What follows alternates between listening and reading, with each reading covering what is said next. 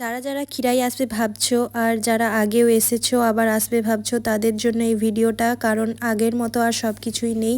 তোমাদের ভিডিওর মাধ্যমে দেখাবো কি কি চেঞ্জ হয়েছে। তো তোমরা দেখতেই পাচ্ছ স্টেশনে কীরকম ভিড়। এই ভিড়টা হয়েছে কারণ আমরা যেদিন গিয়েছিলাম ওদিন সানডে। তো তোমরা যারা ভাবছো সানডেতে আসবে ভুল করেও সানডেতে এসো না।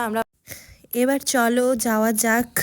তো যারা ভাবছো এখান থেকে হেঁটে হেঁটে যাবে ভুল করেও হেঁটে যেও না, এখান থেকে প্রায় 2 কিলোমিটার মতো হেঁটে যেতে হবে। আর গাড়িতে গেলে মাত্র 20 টাকা ভাড়া। আমরা যাচ্ছি গাড়িতে করে। আর সবথেকে বড় ব্যাপার যে প্রচণ্ড পরিমাণে রোদ হয়েছিল, রোদের মধ্যে হাঁটা যাচ্ছিল না, তো তারপরেই চলে এসেছি। তো এবারে যেটা নতুন দেখলাম যে আগে এত দোকানদানি ছিল না। আমি আগেও এসেছি কিন্তু এত দোকানদানি ছিল না। এখানে দেখলাম যে মেলার মতো প্রায় বসছে। আর যেটা দেখে ভালো লাগছে যে এখানে কোনো খাওয়ার দাওয়ারের সমস্যা হবে না। তো আমি প্রথমেই ঢুকে মাথার একটা ফুল দিয়ে তৈরি হেয়ার ব্যান্ড নিয়ে নিলাম। আর দেখছিলাম সবাই পরেছিল আর ভালোও লাগছিল দেখতে।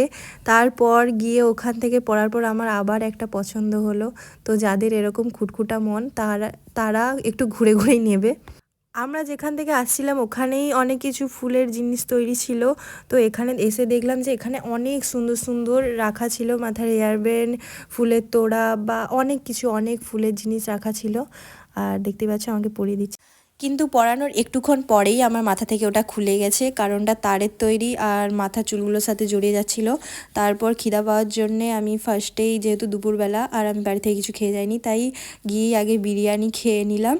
আর সত্যি কথা বলতে বিরিয়ানিটা আমার অতটাও পছন্দ হয়নি, বাট অনেক খাওয়ার ছিল, অনেক সুন্দর সুন্দর আমি দেখেছি, অনেক হাইজিনিকভাবে তৈরি হচ্ছিল।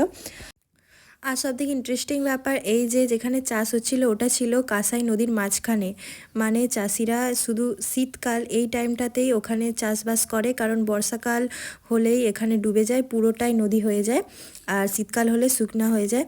আর এটা ছিল পুরোটাই বৃষ্টির জলের নদী। তাই এবারে যেটা রিয়েলাইজ করলাম বা দেখলাম যে ফুলের বাগানটাতে পুরোটাই তার দিয়ে ঘিরে দিয়েছে। ফুলের বাগানে একটু ঢোকা যাচ্ছে না, মাঝখানে যে আলগুলো দেওয়া ছিল ওগুলোর উপরে হেঁটে হেঁটে যাচ্ছিল।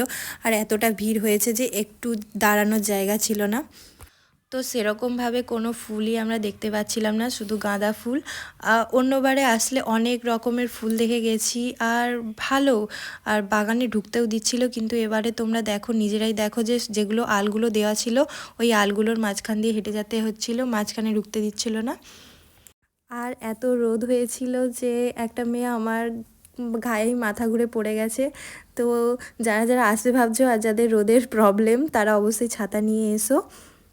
আর এই ফুল বাগানটা 20 তারিখ পর্যন্ত থাকবে, মানে ফুল বাগানটা থাকবে কিন্তু এখানে যে দোকানদানি যা কিছু 20 তারিখ পর্যন্ত থাকবে, তারপর আর থাকবে না।